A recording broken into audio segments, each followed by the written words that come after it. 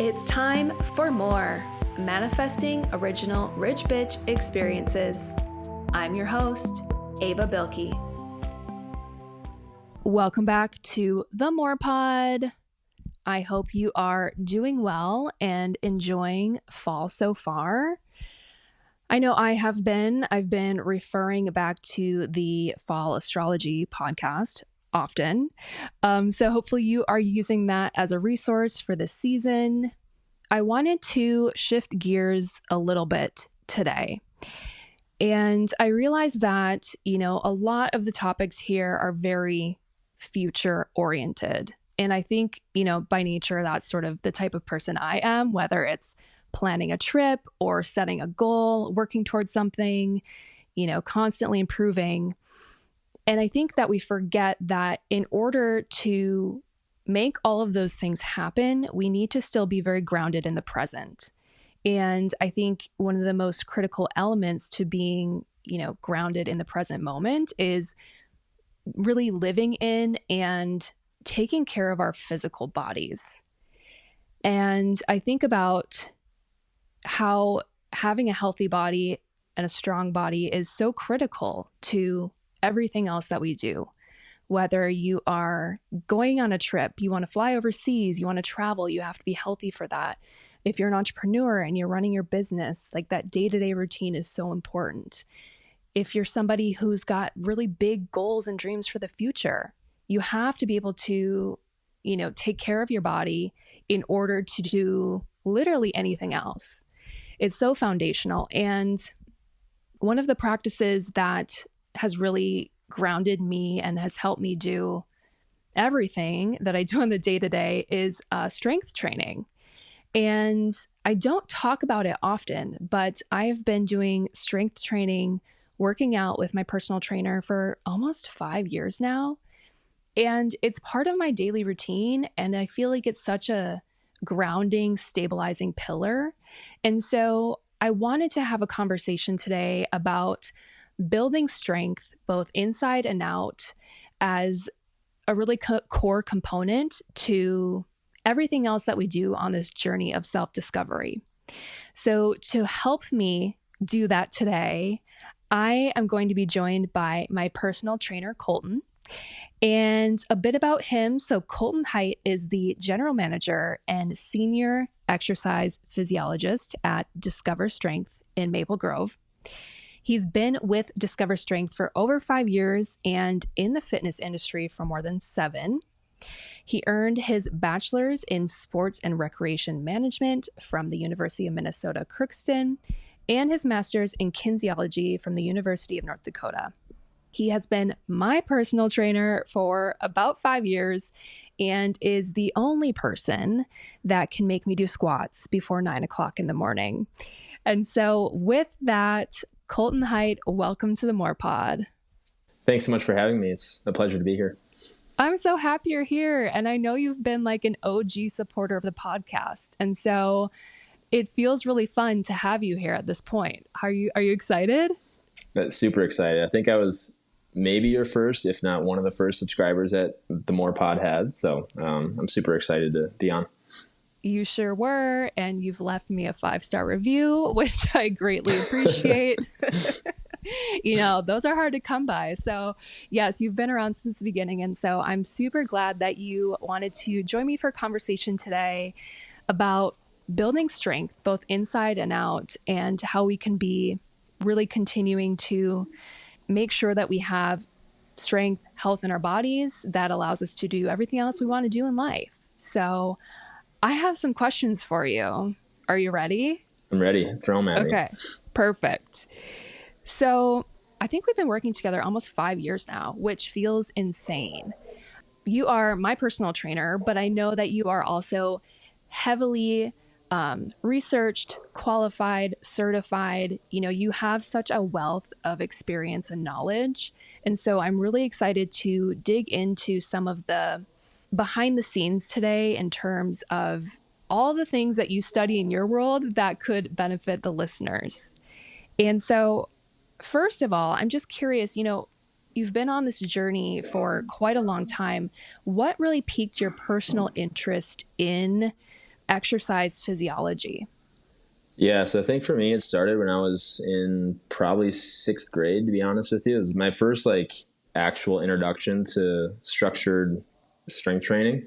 And I was in three sports growing up: football, baseball, basketball. And I knew that the only way that I could actually stay in athletics and injury free was to strength train. So we all know that the best way to prevent injuries from happening is to be as strong as physically possible in whatever event that you like to do. So that was probably my first introduction to it. And then that led all the way into high school and then in college athletics. And then when I was going through my undergraduate degree, I realized literally on graduation day that I had no idea what I want to do with this. And strength training is way more interesting to me. So then I went back for graduate school and got my kinesiology degree, because that was literally all about biomechanics, psychology, stuff that I've been interested in for, over a decade. And then that's what ended up bringing me to Discover Strength, where I'm at now. And all we do is look at scientific literature and how people can actually apply that to how they work out. And then I haven't looked back since. And I love hearing that too, because I think, at the very surface level, when it's like, oh, my trainer, like people just think of it as this very like, it's the surface level of like the exercise. Like obviously you're there to motivate, lead through a workout. But I think people would be surprised to understand that like there is so much depth, and especially when it comes to like the study of the body. And you said like literature, like that's not a term that I typically would immediately associate with movement and exercise. And I just think, it's so fascinating. I want to start with kind of an overview, right? Because we've been working out together for a long time, but I want to just start at the very basics of, we've mentioned strength training. So what is strength training, and really what are its benefits, and who can benefit from adding strength training to their routine? Yeah. So I think it's important to differentiate like what is strength training versus what is resistance training. Because I think when you think of strength training, you think of like, oh, I lift some weights to get stronger, which is obviously true. But we like to use the term resistance training because I feel like that gives a better overview of like all the benefits you can get from it. Because like while muscle strength and building muscle mass is obviously an important component to that, you can also improve your cognitive health and your cognitive function.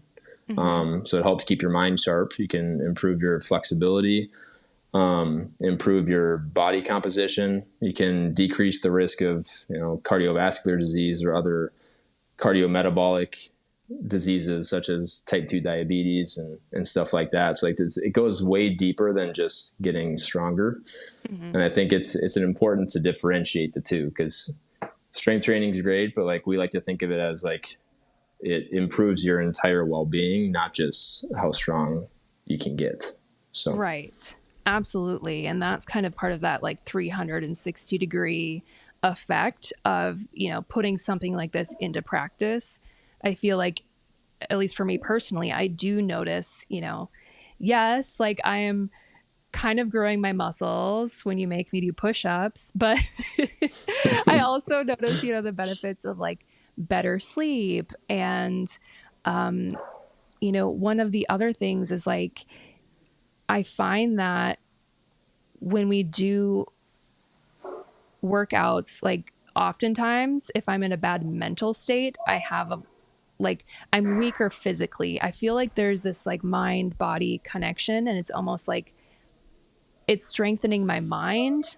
So like that resistance training is more than physical. Is there something to that, or am I just making that up? Am I crazy? No, I think you hit it on the head. Especially the way that we do strength training at Discover Strength. And this better than anybody from being a client for so long. The workouts aren't easy, right? They're hard. Yeah. Physically and mentally. You think of like a push-up or those the partial range of motion lunges that we do, or the wall sits. Like they're very challenging mentally. So I think if you train your body to kind of persevere through a lot of that discomfort, it'll help you in your day-to-day life too. Because like you're a busy professional, like you have a lot going on all the time. So I think you have to keep like your body strong physically, but just as much mentally to be able to to handle those long days. So I think you're 100% right on that. Yeah, that's true. I didn't even think about it in terms of just like getting through the day. There's a lot of hurdles that we need to mentally overcome to like sustain, if you will. Is there research between the connection of physical strength and mental strength? Yeah, we haven't looked at one recently. There's definitely been research conducted on it. I would say it's more along the lines of like preventing cognitive declines. Like as you get older, our cognitive function tends to go down. So in order to keep that where it needs to be and keep your mind sharp, like strength training is very important. That's primarily the research that we see. We see it a lot with like prevention of, like, if you think of people with like mental health disorders, depression, anxiety, things like that. Strength training we've seen a very positive effect between resistance training and people who suffer from those types of illnesses. But I would say that's more so the research we see, not necessarily like mental versus physical strength per se. That makes sense. So in terms of like who would be a good candidate for strength training? Yeah. Honestly, anybody. That's a very cliche answer, but it's true.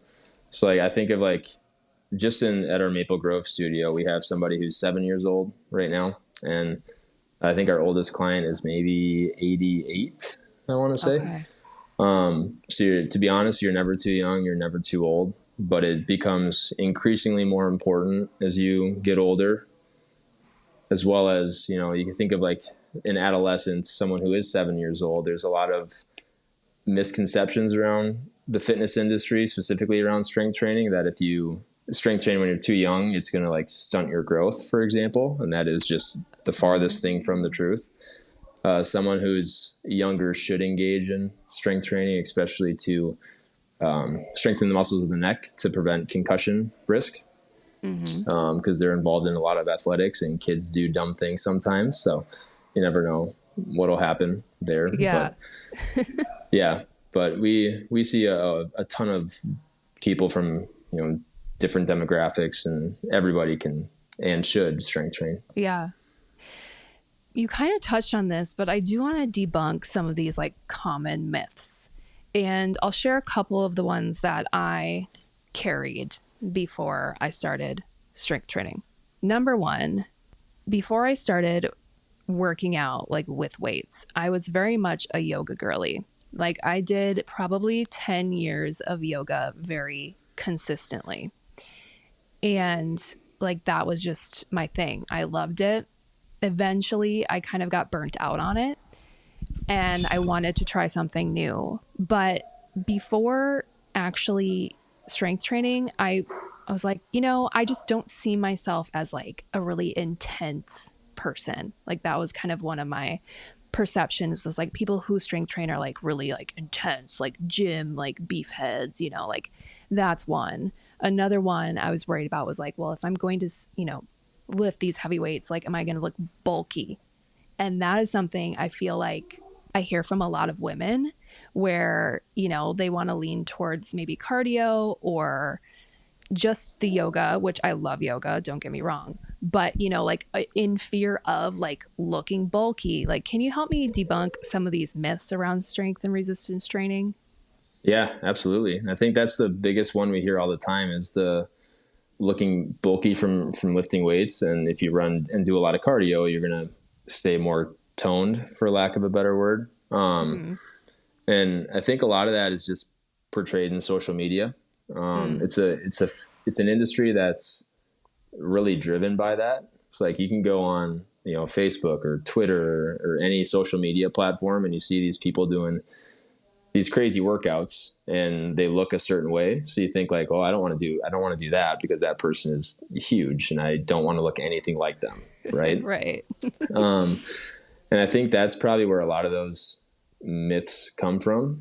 And they're not necessarily research driven. So like technically genetics plays a big factor in all that. So like if my genetics, where I came from don't allow me to get big and bulky, it's probably not going to happen without the use of supplements or, those types of things. Another big myth is like lifting heavy weight will make you look more bulky, and then lifting lightweight will make you look more of a toned appearance. That's another one that we hear quite a bit.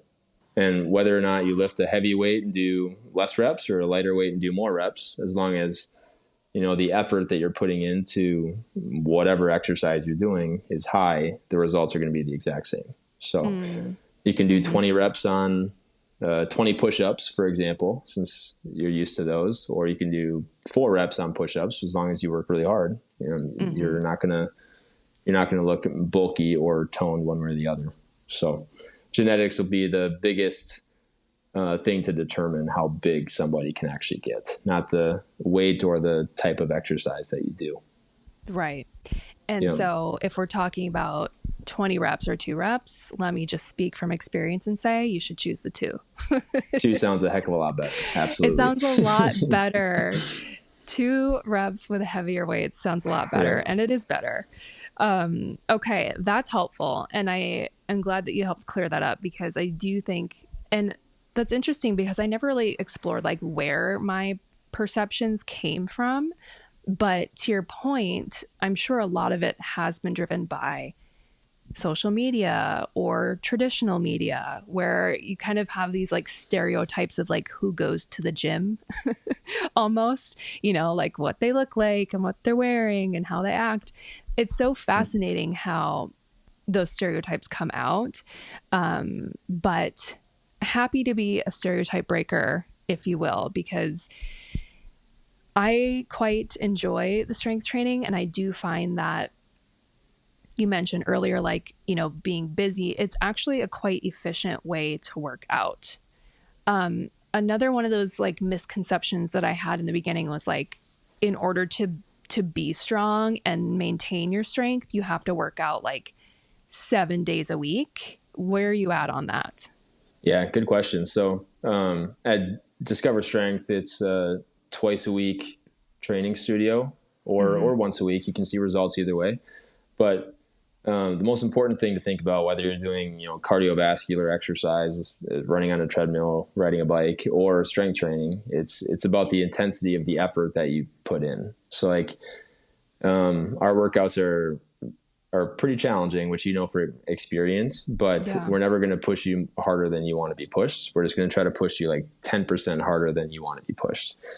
But that's important because it's like the stimulus versus response, right? It's like your body's going to respond and adapt to whatever stimulus is put on it. So like if you go and you just walk, you know, for 5 minutes on a treadmill and then that's your workout for the day, like that's okay if that's what you like to do, but your body's probably not going to respond in the way that you want it to. So like if you want to improve your body composition or your cardiovascular health, you're probably going to have to push your heart a little bit harder by working harder during your exercise. And you can do that with just 1 or 2 workouts per week.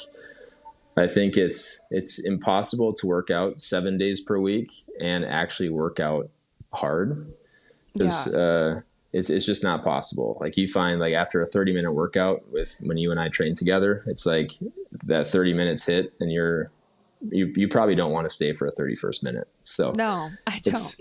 Yeah. And then you take 2 or 3 days to recover, which is where you actually get the benefits and the results from your strength training. You don't actually get it from the workout itself. So you should work really hard one day and then just take 3 days off and focus on your sleep and nutrition and everything else you like to do outside of your workouts, and then come back on the next day and do it again.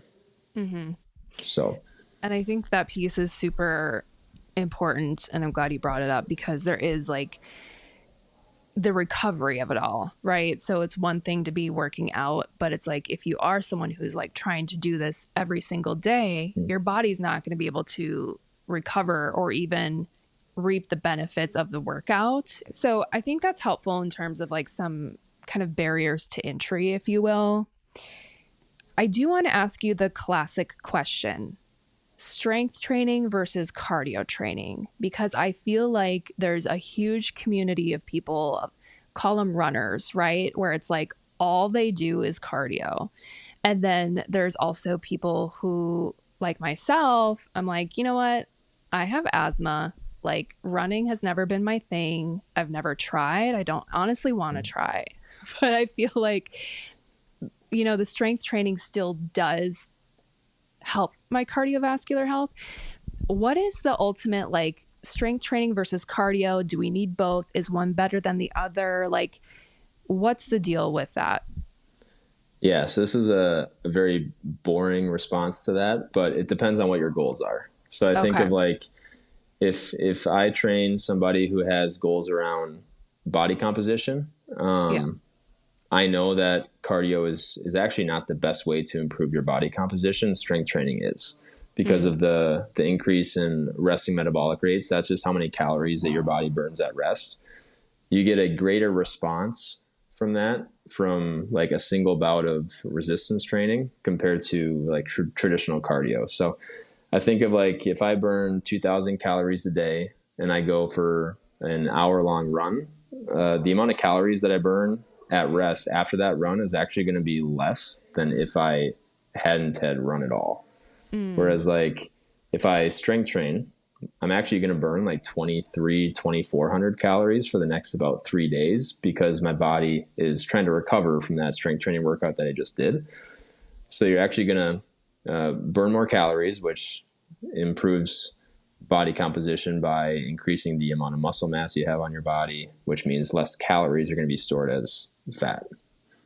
So cardio is actually not a great way to do that, but strength training is. But if, let's say, my goals are to improve my heart health or like decrease the risk of cardiovascular disease, then I think like there is definitely some benefit to running, but we don't recommend it for a lot of our clients unless they have goals around that, because it's really not necessary if you don't like to do it.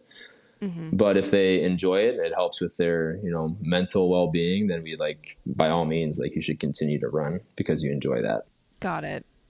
So the classic answer of it depends 100%. applies here. But also, I think that's helpful to understand, the goals. And really, I love what you said about kind of that 72 hours after, because something that I've always heard is like, once you stop doing the cardio, like everything kind of stops. And it sounds like that's true, where it's like, once you stop running, like you've kind of processed that movement. Whereas once you stop lifting the weights, like you do have that continuation, like you said, for 72 more hours, which I don't know if I'm doing the math in my head, like it just seems a little more effective. Yeah, absolutely. And I think, like, don't get me wrong, there's absolutely benefit to cardiovascular exercise. I just think that you shouldn't do one without the other. So like if you're going to do some type of cardio exercise, you should absolutely do it with like some form of resistance training too. And the research is actually pretty clear on that. We just read a study, I think it was a couple weeks ago, talking about like doing cardio exercise paired with strength training. And like that is probably the best modality of exercise that you could engage in, is just a little bit of both, as long as like the intensity of both is pretty high and you're working hard with a high level of effort. But it's better than just doing one on its own. So I think you should definitely do both if you're going to choose to do one or the other. Okay. So then does speed walking count as cardio? Yeah, absolutely.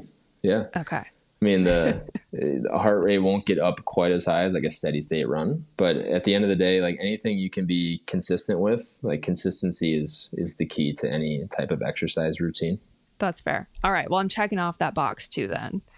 Okay. You can count me in for cardio because I do speed walk. Yeah, done. Check, gold star. Okay, you've mentioned a little bit of the research and the kind of studies that you've been looking at lately. Based on all of your expertise and the information you do have access to, is there anything that like you feel like the general population is really just missing out on in terms of knowledge that you think would be helpful for us to understand about exercise? Yeah, I think the one that we just talked about, cardio versus strength training, I think you should absolutely do both. I think that's what I feel like Discover Strength clients are very good at this because we've, educated them over the years. But I feel like if you look at anybody, you're going to like a Lifetime Fitness, for example, it's like you either see somebody on the treadmill or in the weight room, not necessarily doing both during the same hour block that they're there. So I think that's very important. There's another one that talks about full range of motion reps versus lengthened partial range of motion reps. So when you think about a full range of motion, that's like doing a goblet squat, which you're very familiar with in our workouts, where you go through the full range of motion of a squat, versus the lengthened position, which is just the bottom part of the movement. So you think like those partial range of motion lunges that we've done. Yeah. It's just doing the bottom half of the range of motion, which is the lengthened position. That's where your muscle fibers are actually breaking apart and lengthening. There's some research to suggest that that part of the range of motion is better for building muscle mass and strength. There's definitely benefits to doing full range of motion reps too, but that's actually part of the research that we're doing now is trying to take a group that does only lengthened partial range of motion reps versus a group that does full range of motion reps, and then test them at the end to see who had better results. So, but there is some research in favor of just the lengthened rep group. So TBD on that. We'll have to make that for a separate podcast. So yeah, we'll have to follow up on that. Yeah. Yep. I would say another one is around protein consumption. So we've actually shifted our view on this a little bit. We used to recommend like you have to get 30 grams of protein in immediately after your workout. Otherwise, like, what's the point? But we've kind of debunked that a little bit. Instead of like, I feel like this thing around like protein timing was always a big thing for us. Like when to eat protein, like when do you have to have protein throughout your day? That's one, really hard for people to do, especially if you're really busy and trying to time out your entire life. And it's hard to like say like, okay, I have to eat 60 grams of protein right now.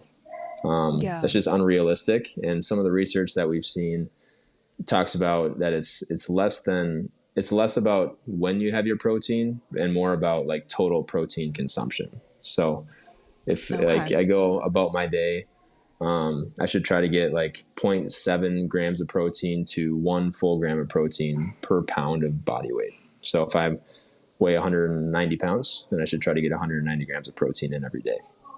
Okay. Regardless of when I actually eat it. So, okay. And that would, but like on a daily 24-hour type of basis. Yes. Yep. Okay. So then the formula for anyone would be to match your weight in pounds per grams of protein. Yep. Okay. Yep. And like that'll be sufficient enough. It's a ton. Yep. That's hard to do. Very hard to do. And I struggle to do it myself most days. So yeah. Yep. But it becomes increasingly more important as you get older because we tend to lose muscle mass faster. So we need to consume enough protein to combat that loss of muscle and strength. It's very fascinating to start doing research on like, well, how much protein does each food have? Because, for example, if you're new and you're like, oh, I'll have eggs. Well, that's cute. But like each egg is what, like 7 grams of protein? Yeah, and I if you're trying something really close to that. Like, the math is not mathing. Like you can't eat like, 10 eggs a day. You'd be sick. So it's interesting. Like once you kind of start, I just remember when I started paying attention to protein, I was like, these foods that we commonly perceive as being like, having protein content, they do, but it's not a lot. And it's like oftentimes not enough. So yep, that's a great point. Do you recommend supplementing with like protein shake, or how do you think that best comes together? Yeah, so I think depending on how much protein you try to get in daily, I think one shake is almost a necessity. If you're trying to get like to the amount you're trying to hit, it's just almost impossible to get 200 grams of protein in throughout your diet unless you're just eating constantly. So it's more personal preference. I try to get one in daily just because I know that like that might be my only option for the next 2 or 3 hours. But I would still try to like plan your day out accordingly with like high protein food sources, whole food sources. I think that's always the best option. But if you're in a pinch, I think a shake is just fine, or some sort of supplement. Yeah, I don't love it, but I will do one shake. On the days that we work out, I will absolutely do one shake. And then sometimes I'll mix protein powder into like chia seed pudding. That's been another like life hack of mine. Yeah, absolutely. When I can't have like 3 filet mignons on a Wednesday. So Yeah. that's really helpful. Thanks for providing that. And I'm glad that we touched on the protein piece, because I do find that like, the harder I work out, the hungrier I feel. And protein obviously helps with all of that. But it's like, you can almost create a little bit of your own monster where you're like, oh my God. And now I'm, looking for 5 meals a day and making sure that you are like having, getting the nutrients that you need to kind of support the working out. So we've mentioned a bit about Discover Strength, and this is the facility that you are a general manager at and a lead trainer at. For those who aren't familiar, like I know we've touched on it a little bit, but what is the Discover Strength methodology in terms of like the workouts, how often, what type of movement you're doing, and why do you feel so strongly that that's a great place to be? Yeah. So for anyone who doesn't know what Discover Strength is, it's a strength training studio who caters their workouts to really busy people. So like we want to find a way for people to work out without spending hours on end in the gym to see results.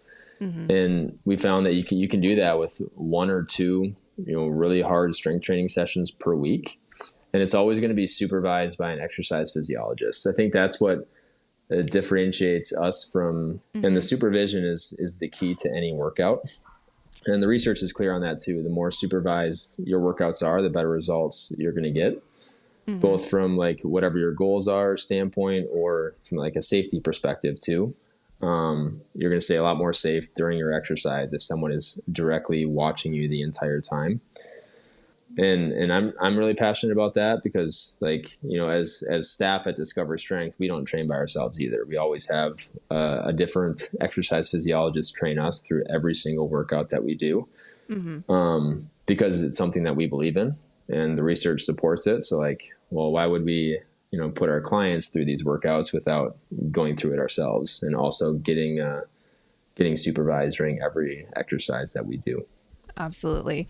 And I know that piece makes, like, when I first started working out, it also just made me feel more comfortable, right? Because it's like, I don't know what I'm doing, but it's like you're there the whole time and like helping through everything. And even like as specific as like looking at proper form and things like that. I've found it to be just so, it feels really supportive in like what can oftentimes be like a very like intimidating environment. And I love that you say like workouts for busy people, because this is my whole thing, right? Where it's like, I don't love working out. I work out because I like the end results. I feel better in the end. But for me, the process of it, even like feeling sore afterwards, like I really don't enjoy that. So having a methodology where it's like, I can do 60 minutes a week, like that feels great for me, 2 30-minute sessions. And it truly does make such a big difference. I think that something that's interesting is that you offer in studio and also virtual sessions. So if somebody can't see you, in the facility in Minnesota, there's an option. And we've been leveraging virtual training sessions for many years now because, I'm on my living my best life nomad journey. And so can you speak a little bit about a virtual training session versus like an in-studio training session, and, the differences in each, but also like, are they equally as effective? Yeah, definitely. So if you ever walk into like a Discover Strength studio, first thing you'll notice is like a billion different machines on the floor. Yeah. Not a billion. There's maybe like 22 or 23. But it's almost entirely machine based with like a little bit of free weight, maybe a couple bands, but almost entirely machines. And then obviously if you're, traveling for work or whatever it might be, you won't have access to a lot of those things. So like we'll use literally whatever you have access to. And it might be a towel, a pillow, some resistance bands, maybe some, 5 to 20 pound dumbbells or whatever it is. And that's completely fine. Like it's not necessarily about like whatever tools you have access to, but how you use the tools that you have. So that's where it's nice to have somebody there, even if it's, me through a screen telling you exactly what to do and how to use the equipment.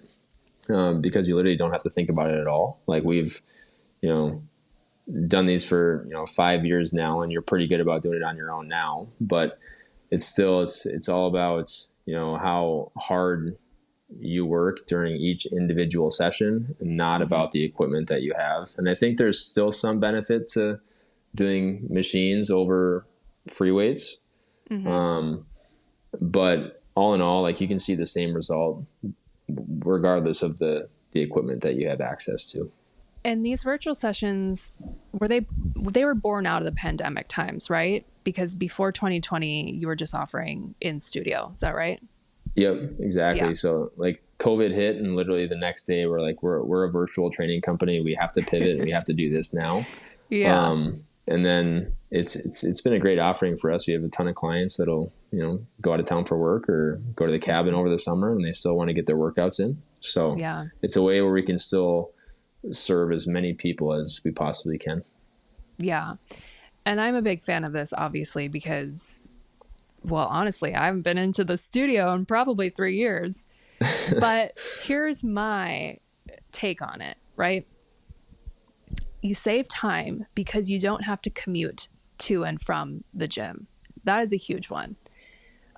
So again, for the busy person, I love the virtual. 2, we can literally do them from anywhere. So, I was dialing you up from the Dominican Republic. I've been dialing you up from Palm Springs. Like I've been so many places where I'm like, okay, it's time for a workout. And, I am able to travel with some of the equipment as well. And I want to talk about for somebody who doesn't have access to a facility, if they are interested in, considering a virtual training setup, and you said you can literally use anything. And I like that you're kind of like eliminating the barriers to strength training, right? So it's like a yoga block, pillows. We do use a towel. I do have a few resistance bands that are really easy to pack, like in my suitcase.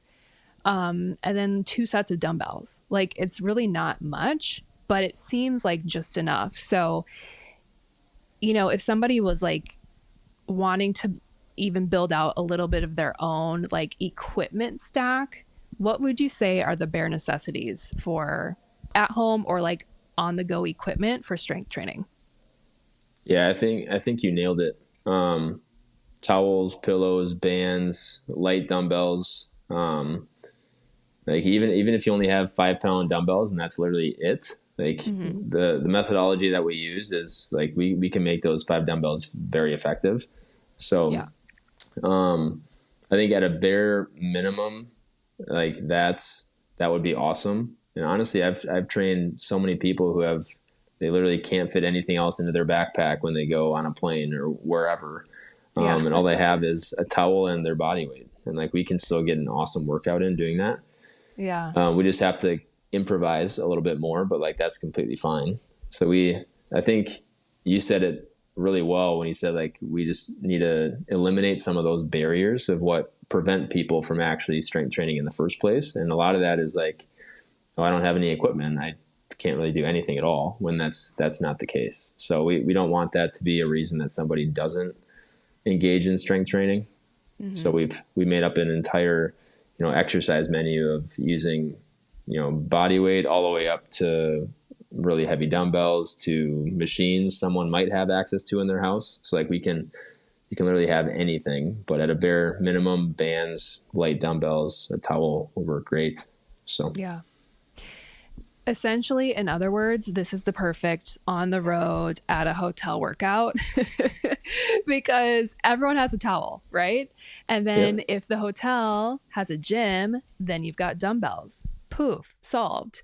If you can bring your own dumbbells, I mean, I packed mine for my road trip out here to California. Like, they could fit in the car. So I do love that there are just so many ways that you can. And you know what? If somebody is listening and hasn't like tried working out with a towel, it probably sounds ridiculous. You know what I mean? Because it's like, how could I possibly get a good workout in with a towel? Let me tell you, you will be you will be laughing because you're like, wait, how am I tired right now? Like, how am I sore right now? Because it's just me and this towel. But I've had that experience and it's very humbling and also very exciting. Very true. Couldn't have said it better. So it does sound like the benefits are pretty equal across the board, whether you're doing a virtual session or you're doing an in-studio session. I also want to talk just a little bit about like the accountability and motivation piece, because if it was just me on my own, like I wouldn't even do the 30-minute workout, like being so transparent, right? Because I'm not self-motivated when it comes to exercise. And I just find that, like you mentioned earlier, like you can see me through a screen. It actually makes a world of difference. And I just really appreciate like the motivation and the accountability that you bring to all of our sessions. I'd be curious to know a little bit about, just speaking into that accountability piece, but then also I want to know like how you stay motivated, because I feel like you are just constantly motivating others. And I'm curious to know about like how you do that in your own routines as well. Yeah, that's a great question. That's one of the reasons I think having like a personal trainer or an exercise physiologist or somebody watch your workouts is so important. And that's one of the things that drives me nuts in this industry is I feel like personal training is one of the most important jobs you could have, because like you're helping other people get to a better version of themselves, right? But I feel like a lot of personal trainers don't believe in the services that they offer because they train on their own without supervision, but they supervise others for a living. So that's why I feel like it's so important to, I mean, it sounds cliche, but practice what you preach a little bit, because like if they understood how important supervision was to them actually seeing results and staying motivated to actually show up for their workouts, then, they'd probably train with supervision a little bit more too. So that's probably number one is how I stay motivated, is get my workouts on the schedule. So I always train twice a week. There's very rarely a week where I don't, unless it's just a crazy chaotic week for me. But I always get them scheduled for sure probably the day before, just to let clients schedule first. But even if I have 20 clients in the day, and then I have meetings with our staff, for 2 hours, I'll get it in after that, because I know it's only 20 or 30 minutes. So it's easy to fit into my lifestyle too. But also the stuff that I do outside of here, I'm big into baseball and golf, and I have a family now. So like I want to be as strong as physically possible for those things. Yeah. And that also helps keep me motivated to get my own workouts in. Yeah, that makes sense. You're always doing something, and it's like, just like with all of us, all of our lives, like this really feeds everything else that we do. But I love that you said about the accountability piece, and I've never thought about it that way, with like being able to experience your own services as a trainer. Like that's a really interesting viewpoint that I've never considered. And I understand what you mean, because I can think of like, as a social media strategist, I'm like supervising other people's experience on social media, but nobody's supervising mine. And like, I definitely feel like the disconnect there. So that's really fascinating. Thanks for sharing that. In terms of next steps, if somebody wants to try working out with heavy weights, if they want to try, a virtual personal training session, how could somebody go about doing that? Yeah, so I would download the Discover Strength app, and they can make a free account from there, and they can choose whatever location they want to train at. Even if it's virtual, they would still select a location, choose virtual introductory workout, or in studio if they're in the area and close enough to a Discover Strength location. Okay. Or they can do that straight from the website as well. So anybody can try a free introductory workout.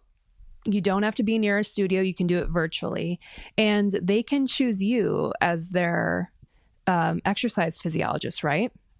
Absolutely. Yep. So if you, I'd be happy to train anybody. So if you want to train with me, go to the Maple Grove location when you schedule through the app.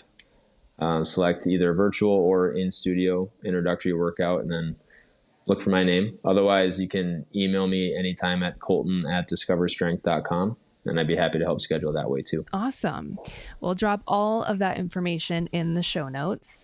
And I do encourage you to try it out. Like, even if you just do one introductory workout, I think, it can unlock, something new in you. And you never know until you try. I didn't think I was going to be a strength training girly, and here I am. It's been like 5 years. So it's just been such an important piece of my weekly routine. And, I realized in thinking about like everything else that we talk about on the show here in terms of becoming more of who we are, like having that strong physical body, both inside and out, is truly foundational to everything else. And so I'm so glad that you were able to join me today, talk about strength training, mixing it up a little bit here. But I think that, it's always good to be learning and constantly, growing and developing in new ways. And so I wanted to ask you if there's anything else, any words of motivation, any parting thoughts that you would like to share with the More Pod fam. Yeah, I think, going back to what we talked about at the very beginning about all the different benefits that resistance training has to offer. We talked about a lot that like you can't really see, right? In terms of like disease mitigation risk, those types of things. So one thing that one of our colleagues over in the UK, his name's Dr. James Fisher, he spoke to us at the Resistance Exercise Conference last year. And I think he summed up his presentation really well. So he said that resistance training isn't about the benefits that you can see today, but it's about the ill health related benefits that you don't see tomorrow. And I think like that just kind of shifted my way of thinking a little bit about like, it's not always about, improvements in body composition or what you can actually see by looking at somebody. It's about like internally, like this is going to help you live a longer and more functional lifestyle. So it's never too late to start if you're not currently engaging in some form of resistance training. So, I love that. There you have it. That's the case for resistance training. It's not always about what we see today. It's about what we don't see tomorrow. I love that. Colton, thank you so much for joining the podcast. It's been a pleasure to have you, and I'll see you for our workout tomorrow? Wednesday this week. Wednesday. I'll see you on Wednesday. Yeah. Sounds great, Ava. Well, thank you for having me. It was a pleasure to be here. So. Thank you. Listen to the More Pod every Wednesday as I share the things that make me more me and discover a thing or two to make you more you.